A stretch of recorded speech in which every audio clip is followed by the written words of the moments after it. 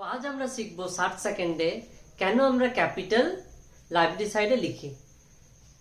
তোমরা তো ক্যাপিটাল জানো যে ক্যাপিটাল কি জিনিসটা, আর বিজনেস এন্টিটি কনসেপ্টের হিসাবে কি বিজনেস ওনার অ্যান্ড আমাদের বিজনেস আলাদা জিনিস, মানে আলাদা পার্সোনালিটি।